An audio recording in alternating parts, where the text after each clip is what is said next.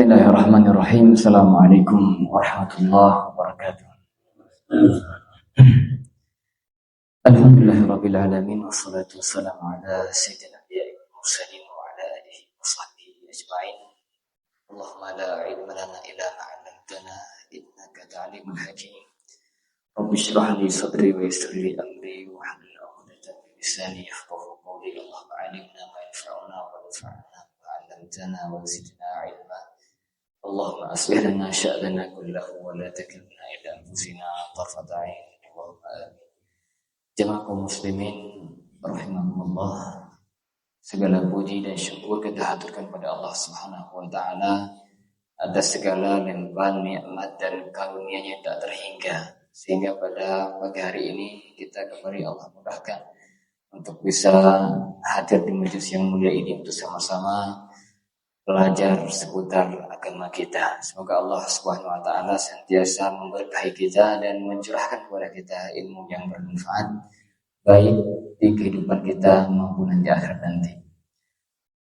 Sahabat beriman salam semoga senantiasa tercurahkan kepada Rasulullah Muhammad SAW, sosok manusia termulia, panutan hidup kita semuanya. Semoga kita dimudahkan oleh Allah untuk senantiasa mengikuti jejak beliau sampai akhir hayat kita. Amin ya rabbal alamin. Jemaah kaum muslimin rahimakumullah.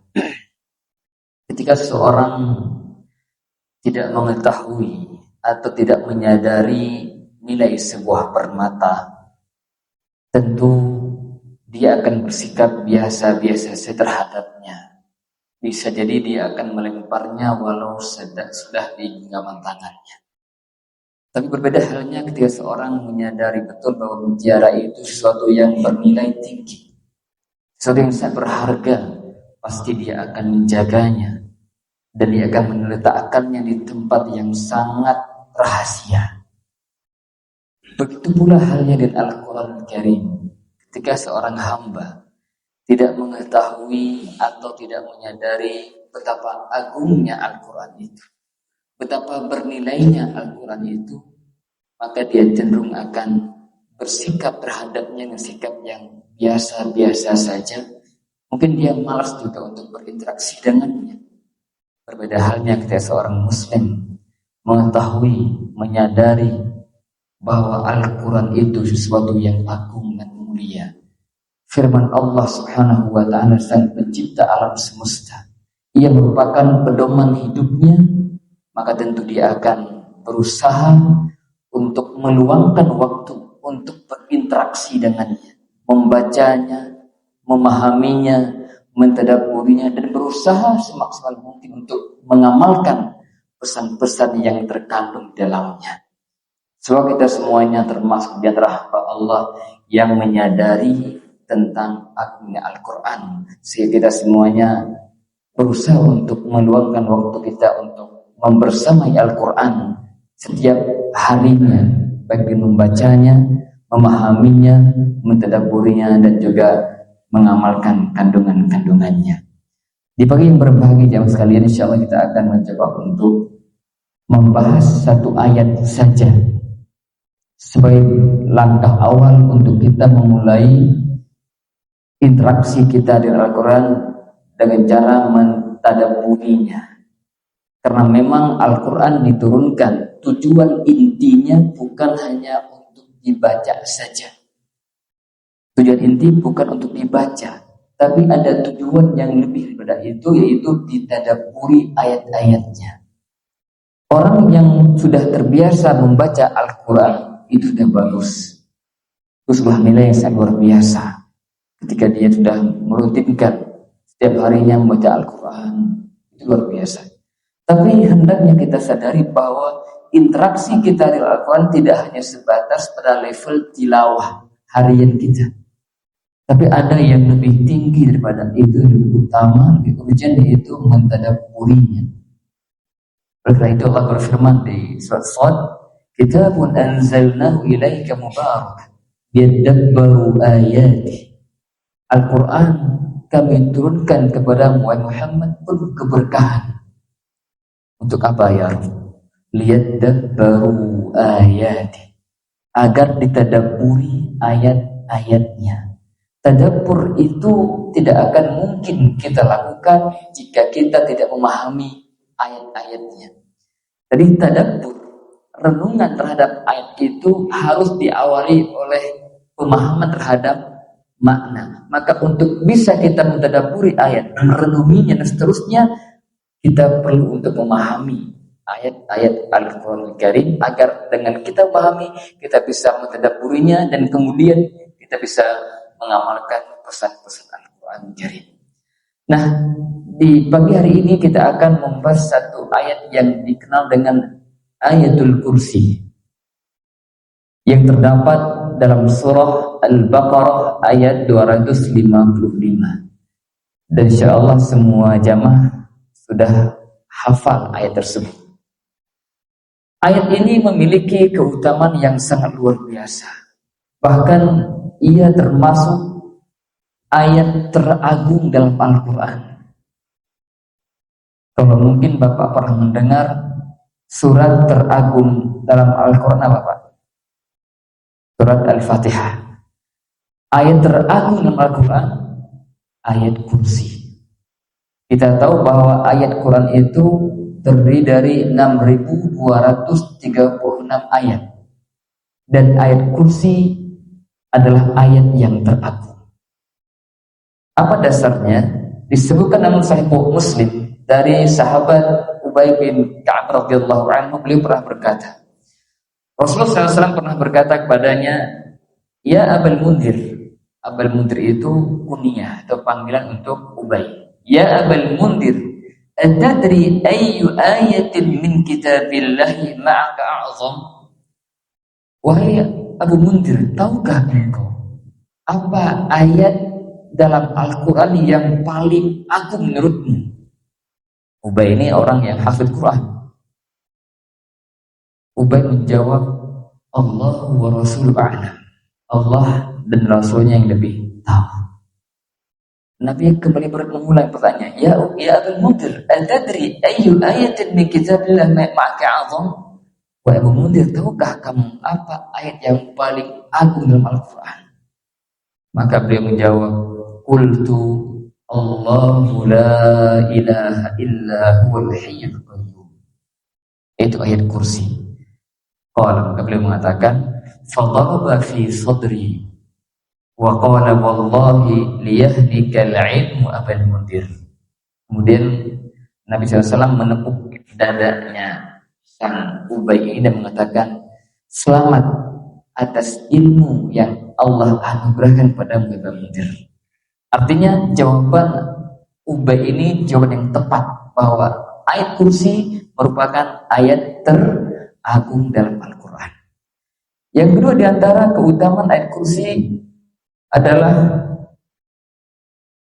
akan menjadi sebab seseorang itu masuk surga jika ayat ini dibaca di setiap selesai sholat fardu.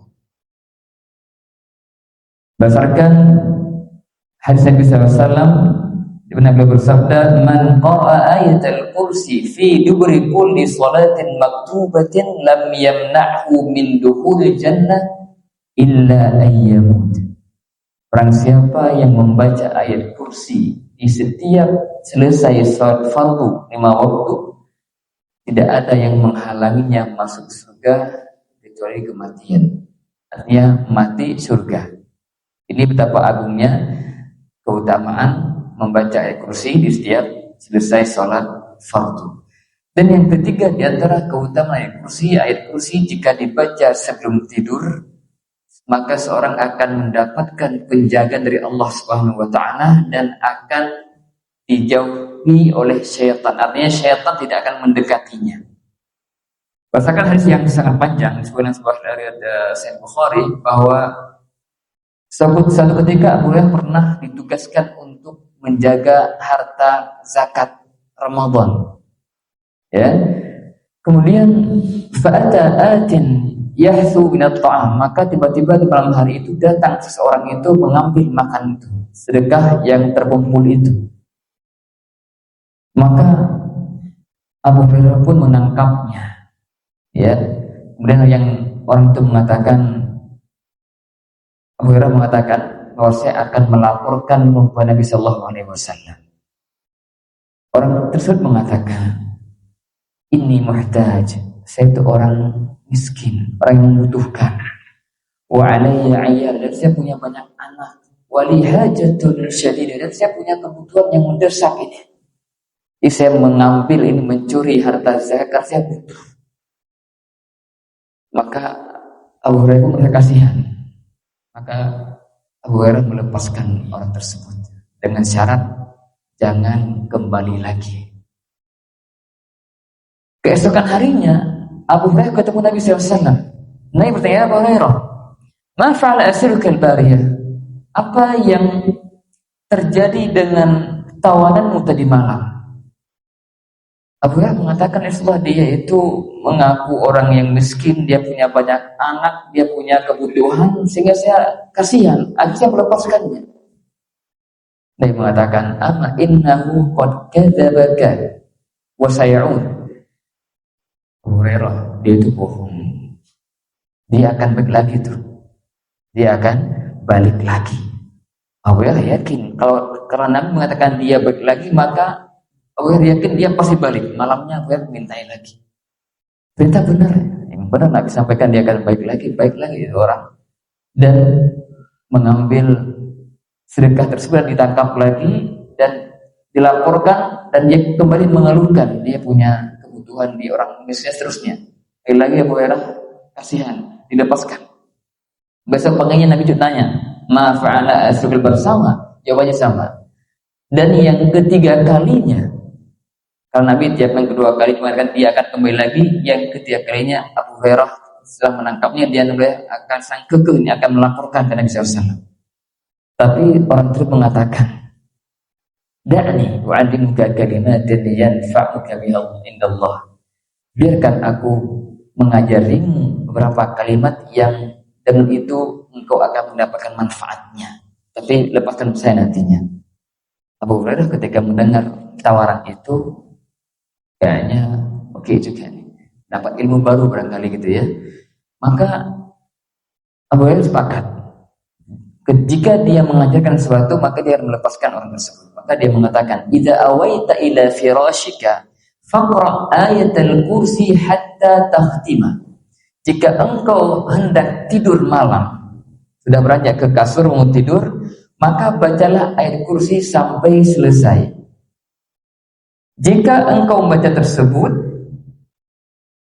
maka lan yazala 'alaika min Allah hafidh wa la yaqrabuka asy-syaitan hatta tusbih. Jika kau lakukan itu, engkau akan dijaga oleh Allah dan syaitan tidak akan dekat kepadamu sampai waktu pagi. Ini di antara zikir sebelum tidur jamaah sekalian. Usahakan jangan sampai tertidur sebelum baca ayat kursi. Karena memang keutamaan luar biasa. Kita dijaga oleh Allah, syaitan pun tidak mendekati kita sampai waktu pagi. Ini yang siapa yang katakan? Syaitan. Besok pagi Abu Hurairah ketemu Nabi SAW. Ya Rasulullah, biasa bertanya. Ketika kalinya dia mengatakan bahwa jika dia dilepas, dia akan mengajarkan mengajarkan satu kalimat. Apa itu? Ayat kursi. Beliau sampaikan, ceritakan saya lengkap yang beliau alami tadi malam. Maka Nabi mengatakan, shadaqaka wa huwa kadhub. Itu orang sudah berkata benar, tapi sejatinya dia sang pendusta ulung. Ata'lamu man tukhatibu mundu thalathati layalin? Ya Abu Hurairah, tahukah kau Abu Hurairah siapa yang kau ajak bicara? Siapa yang kau tawan sama 3 malam itu? La Rasulullah, saya tidak dengar siapa itu. Zaka syaitan. Itu adalah syaitan. Ternyata yang selama 3 malam itu yang datang syaitan yang menjelma jadi seperti manusia. Dan dia membongkar satu rahasianya bahwa jika seorang hamba itu membaca ayat kursi ketika tidur, maka syaitan tidak bisa mendekatinya. Dan ini dibenarkan oleh Nabi SAW sehingga menjadi hadis sunnah. Sebelum tidur baca ayat kursi. Ini bukan berarti kita boleh ngambil ilmu dari setan, bukan. Ini bukan karena syaitannya, tapi Nabi mengakui bahwa apa yang syaitan sampaikan itu benar. Sehingga ini menjadi keutamaan membaca ayat kursi sebelum tidur. Teman-teman sekalian, kenapa ayat kursi itu menjadi ayat yang teragung dalam Al-Quran? Pak Allah mengatakan bahwa ayat kursi ini mengandung tentang tauhid Allah Subhanahu wa taala. Tauhidullah, tentang nama-nama Allah yang mulia dan sifat-sifat yang maha tinggi. Jadi ayat kursi semuanya dari awal sampai akhir berbicara tentang Allah Subhanahu wa taala, tentang keagungannya, tentang keesaannya, tentang kerajaannya, tentang ilmunya yang sangat luas. Intinya semua isi ayat ini berbicara tentang Allah Subhanahu wa taala, sehingga ia menjadi ayat yang teragung. Sekarang kita insyaallah akan coba memahami sedikit demi sedikit kalimat per kalimat dari ayat kursi ini. Harapannya setelah kita mendengar tafsir ayat ini dengan sempurna, kita lebih memahami, merenungi ayat ini ketika kita membacanya. Kata Ibnu Katsir rahimahullah ta'ala dalam tafsirnya bahwa ayat kursi ini mengandung 10 kalimat yang memiliki makna masing-masing, dan itu makna yang sangat agung. 10 kalimat itu yang berdiri sendiri dan memiliki makna yang sangat agung, dan semua itu berkaitan dengan sifat Allah Subhanahu wa taala dan nama-namanya. Bagian yang pertama adalah Allahu la ilaha illahu. Allah, zat yang tiada Tuhan yang berhak disembah kecuali Dia. Dan ini kalimat bagian pertama ini bermakna kalimat tauhid la ilaha illallah. Kalau ditanya man Allah, siapa Allah? Allahu la ilaha illahu. Allah itu satu-satunya zat, satu-satunya Tuhan yang berhak disembah. Artinya tidak ada Tuhan-Tuhan yang berhak disembah kecuali Allah saja. Walaupun dalam realita banyak Tuhan yang disembah selain Allah, tapi semua Tuhan-Tuhan selain Allah itu Tuhan yang batil. Dzalika bi anna Allah huwal haqq wa anna ma yad'una min dunihi wal batil. Allah berfirman, itulah Allah Subhanahu wa taala yang hak, dan apa yang mereka seru selain Allah itu semuanya batil. Jadi bagian awal dari ayat ini menegaskan bahwa Allah lah satu-satunya zat Tuhan yang berhak disembah. Selain Allah semuanya batil. Oleh karena itu, ketika seorang muslim itu berikrar mengucapkan la ilaha illallah, maka harus menyadari benar-benar bahwa semua bentuk peribadatan hanya boleh dipersembahkan untuk Allah, tidak boleh untuk selain Allah. Kenapa? Karena hanya Dia yang berhak untuk disembah. Ini bagian pertama dari ayat ini. Allahu la ilaha illa hu. Allah itu zat yang tiada ilah kecuali Dia. La ma'budu bihaqqin illallah. Tidak ada Tuhan yang berhak disembah kecuali Allah. Bagian yang kedua, Al-Hayyul Qayyum. Allahu la ilaha illa huwal Hayyul Qayyum. Al-Hayyu Al-Qayyum, dua nama Allah yang husna. Al-Hayyu artinya yang maha hidup. Artinya hidupnya Allah itu kehidupan yang sempurna. La yasbiquhu al-'adam wa la yalhaqha fana. Hidupnya Allah tidak didahului oleh ketiadaan dan tidak berakhir dengan kebinasaan. Wa la ya'tariha naqs, dan tidak diliputi oleh kekurangan-kekurangan dalam kehidupannya. Jadi hayatullah hayatun kamilah. Kehidupan Allah itu kehidupan yang sangat sempurna. Berbeda dengan halnya manusia. Kita hidup, tapi hidupnya kita berawal dengan ketiadaan, berakhir dengan kematian, dan di saat kita hidup pun penuh kekurangan-kekurangan. Tapi Allah tidak. Hidupnya Allah hidup yang sempurna, tidak ada sedikit pun kekurangan, tidak didahului oleh ketiadaan, dan tidak diakhiri dengan kematian. Allah Al-Hayy, Allah yang maha hidup. Al-Qayyum. Al-Qayyum artinya, kata Roma, dua makna. Kalau diterjemahkan di mushaf itu maha mengurusi makhluk-makhluknya, atau yang senantiasa mengurusi makhluknya. Kata para ulama, Al-Qayyum maknanya dua. Yang pertama, Al-Qaimu binafsih. Allah itu zat yang maha berdiri sendiri, artinya la yahtaju ila ahad. Allah tidak butuh kepada siapapun. Allah maha hidup dan kehidupannya sempurna, tidak butuh kepada siapapun. Allah ghaniyun 'anil 'alamin. Allah maha kaya dan tidak butuh pada segala sesuatu.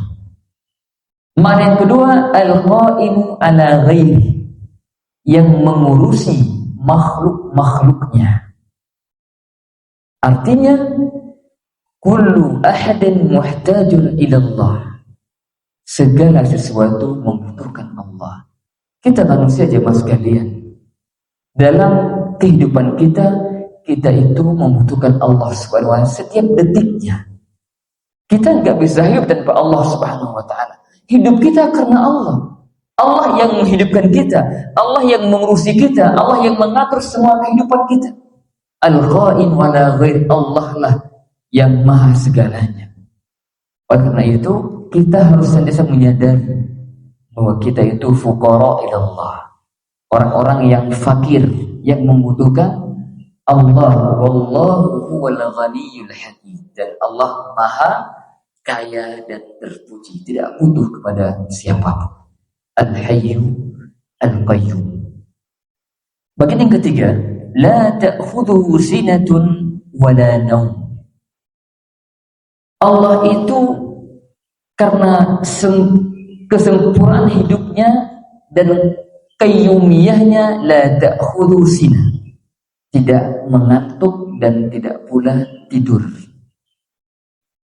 Tidak dikalahkan oleh rasa ngantuk, tidak pula dikalahkan oleh rasa tidur. Allah menafikan dari dirinya dua sifat buruk ini, sifat yang mengandung kekurangan. Allah enggak mungkin ngantuk, Allah enggak mungkin tidur. Kenapa? Karena Allah yang mengurusi alam semesta ini dengan sempurna. Kalau Allah tidur akan kacau balau alam semesta ini. Kalau Allah ngantuk akan berantakan kehidupan alam semesta ini. Makanya karena Allah itu kehidupannya sempurna, Allah nafikan, Allah tiadakan darinya sifat mengantuk. Mengantuk itu ya muqaddimahnya tidur, awal tidur. Ya, biasa kalau ngantuk itu masih di mata. Ya, mulai hilang sedikit konsentrasi itu ngantuk. Kalau udah tidur itu udah hilang kesadaran. Semakin dalam ngantuknya semakin nggak tahu siapa-siapa di sebelahnya.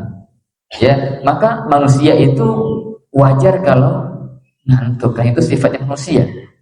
Bahkan orang yang nggak bisa tidur itu dikatakan tidak normal, perlu ke rumah sakit. Tapi bagi Allah tidak, tidur itu sifat sempurna, mulia bagi Allah Subhanahu wa taala. Kenapa? Karena Allah Al-Hayyu Al-Qayyum, kesempurnaan hidupnya, kesempurnaan kekuasaannya dan mengurusi makhluknya, sehingga tidak layak bagi Allah untuk tidur atau mengantuk. Maka dia mengatakan, innallaha la yanam wa la yanbaghi lahu an yanam. Allah itu enggak tidur dan mustahil bagi Allah itu tidur. Kemudian jemaah sekalian, Lahu ma fis samawati wa ma fil ardh. Miliknya lah apa-apa yang di langit dan apa-apa yang di bumi. Bagian ayat ini menegaskan kepada kita bahwa semua alam semesta ini dan apa yang ada di dalamnya, di langit dan di bumi, itu semuanya milik Allah. Hamba Allah tunduk pada Allah Subhanahu wa ta'ala. Langit dan bumi beserta isi keduanya itu semuanya milik mutlak bagi Allah Subhanahu wa ta'ala. Apapun itu, Allah yang memilikinya, sehingga Allah berhak mengaturnya sesuai dengan kehendaknya, tentu dengan hikmah dan ilmu Allah yang sempurna. Adapun manusia, kepemilikannya itu karena Allah yang berikan dia untuk dimiliki. Atau dengan bahasa lain, Allah titipi milik Allah bagi dirinya. Semua yang kita miliki jamaah sekalian, apapun itu bentuknya, rumah kita, kendaraan kita, kesehatan kita, keluarga, semua itu titipan dari Allah Subhanahu wa ta'ala, dan Allah berhak mengambilnya kapan saja Allah kehendaki. Maka ketika seorang itu merasa bahwa apa yang dia miliki titipan Allah, maka ketika Allah ambil, dia marah enggak? Enggak. Karena saat ini bukan milik saya kok. Ini titipan Allah. Allah ambil, silakan Allah. Inna lillahi wa inna ilaihi raji'un. Semua milik Allah, dan Allah berhak mengambil kapan saja. Seperti sering saya bayangkan dengan kisah tukang parkir. Apakah dia protes kalau ada orang ngambil mobil?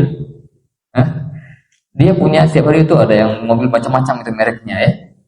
Tapi ketika dia datang, yang ngambil silakan saja, nggak dilarang. Kenapa? Dia nggak merasa memiliki, merasanya apa? Dititipi.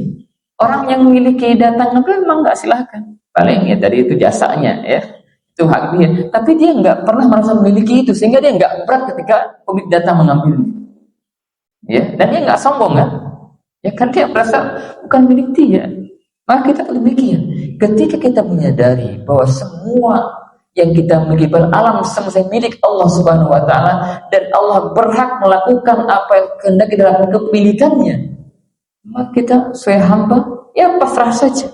Apapun yang Allah kehendaki, Allah berhak melakukannya, dan kita nggak boleh protes. Toh semua yang kita miliki pemberian Allah Subhanahu wa ta'ala. Lahu ma fis samawati wa ma fil ardh. Kemudian yang berikutnya, man dzalladzi yashfa'u 'indahu illa bi'idznih. Tidak ada yang berani memberi syafaat di sisi Allah pada hari kiamat nanti kecuali atas izinnya. Karena betapa agungnya Allah, betapa kuatnya kerajaan Allah, sehingga tidak ada seorang makhluk pun yang berani memberi syafaat kepada orang lain di sisi Allah kecuali setelah mendapatkan izin Allah Subhanahu wa ta'ala. Bahkan Saiful Nabi sekalipun tidak akan bisa memberi syafaat kepada hamba-hamba, kepada umatnya, kecuali setelah mendapatkan izin dari Allah Subhanahu wa ta'ala. Kita sering dengar barangkali hadis yang panjang tentang syafaat. Nanti ketika Allah mengumpulkan seluruh manusia di padang mahsyar, dan ketika manusia merasa begitu lama mereka berdiri di padang mahsyar dan materi yang begitu dekat, akhirnya mereka mencari siapa orang yang akan meminta syafaat, meminta kepada Allah agar disegerakan itu hisab.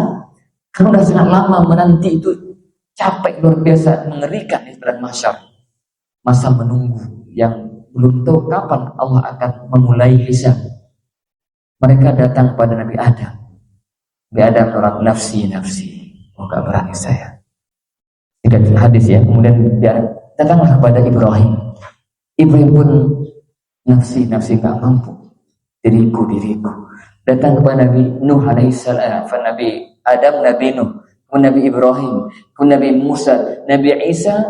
Semua mereka ini Nabi yang mulia, semua enggak berani meminta syafaat pada Allah.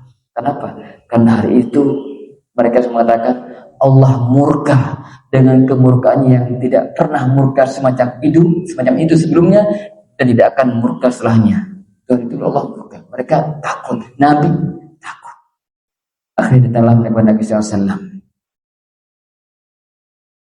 Maka dia mengatakan, analah, saya yang akan meminta syafaat pada Allah Subhanahu wa taala. Maka Nabi pun datang kepada Allah di bawah arasy-Nya dan beliau memuji Allah dengan pujian yang luar biasa. Maka Allah mengatakan, ya Muhammad, irfa' ra'sak, sal tu'ta, isfa' tusyaffa'. Muhammad, angkat kepalamu, mintalah akan diberikan permintaanmu, mintalah syafaat akan diberikan padamu syafaat.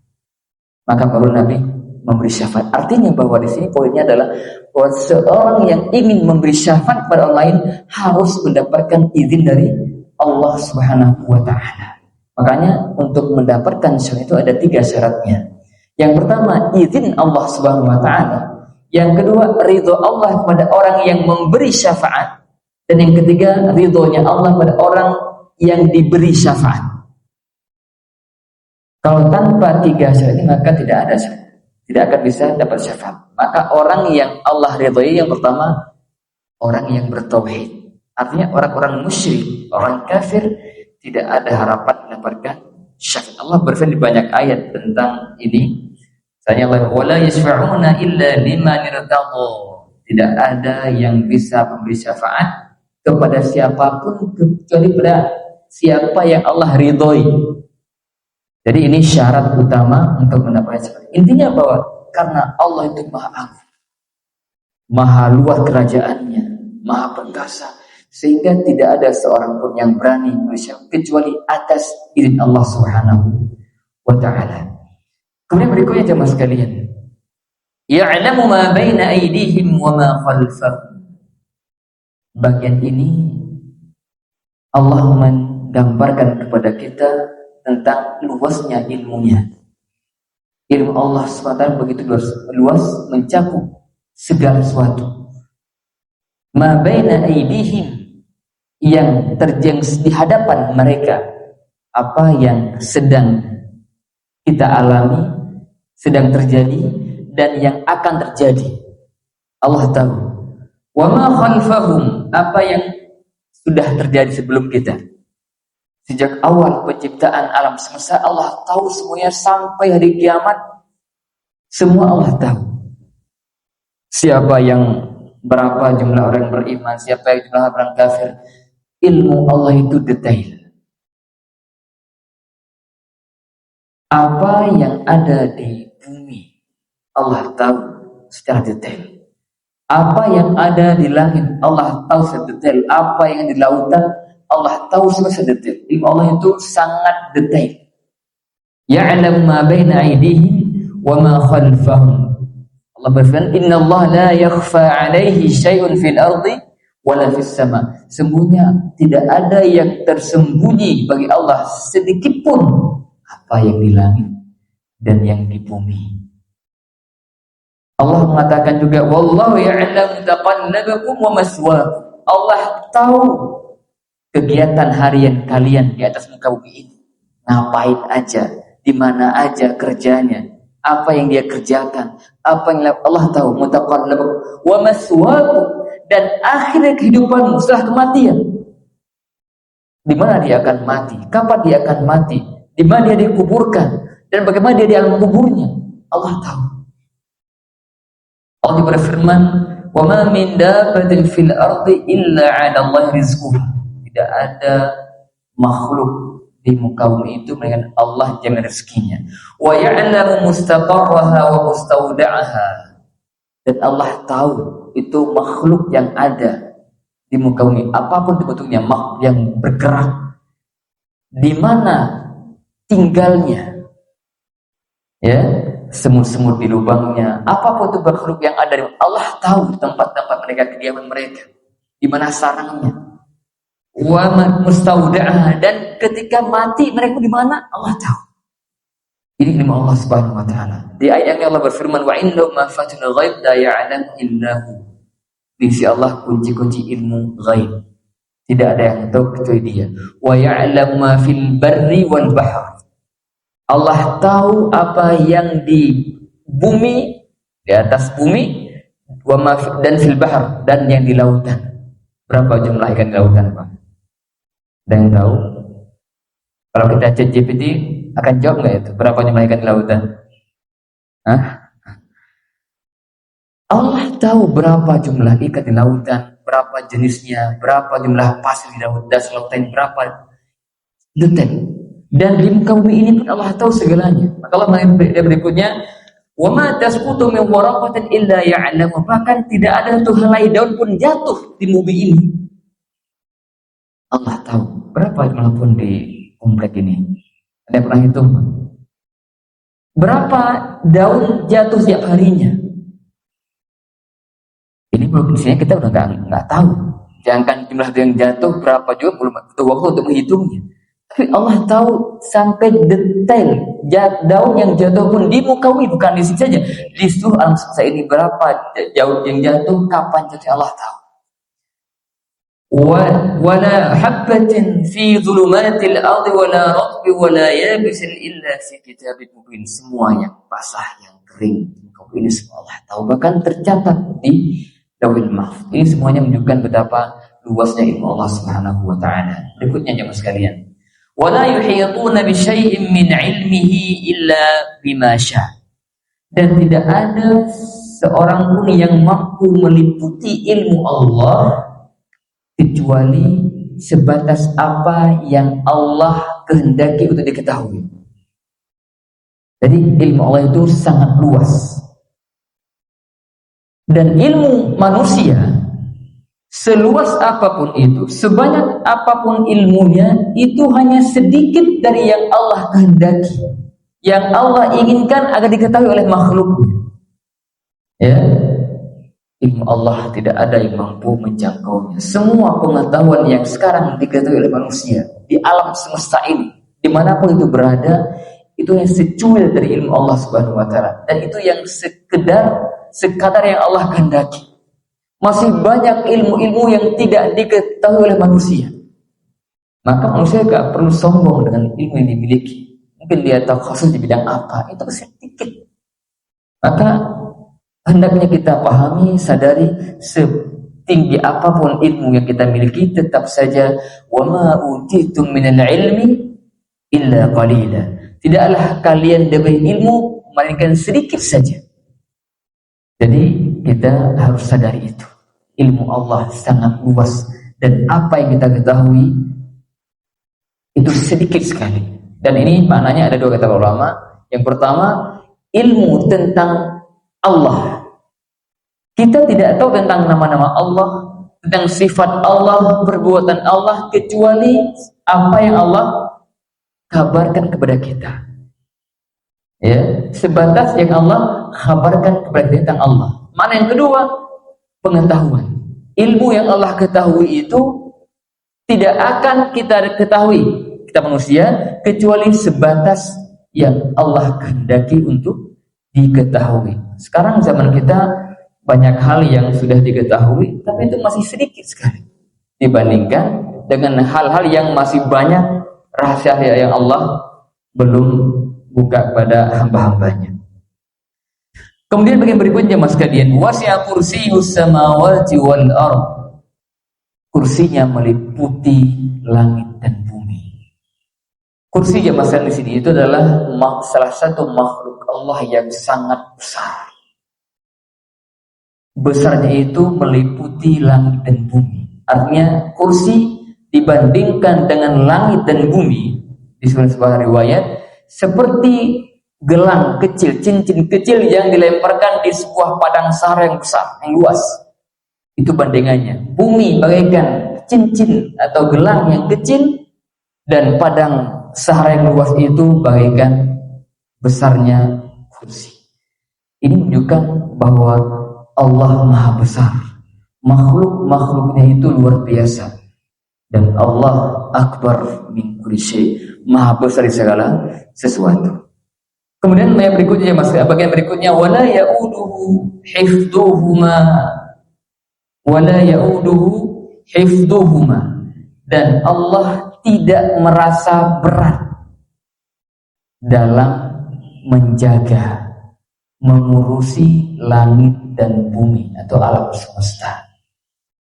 Allah setiap detik mengurusi alam semesta ini dengan dasar ilmu dan hikmahnya, dan Allah tidak pernah merasa lelah, tidak pernah merasa berat untuk mengurusi hamba-hambanya. Wala yaudu hifdhuhuma.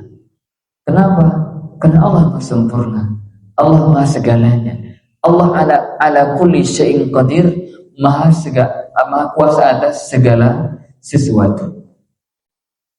Inna Allah yumsikus samawati wal arda an tazula. Allah lah yang menjaga, memegang langit dan bumi agar tidak hilang, agar tidak hancur.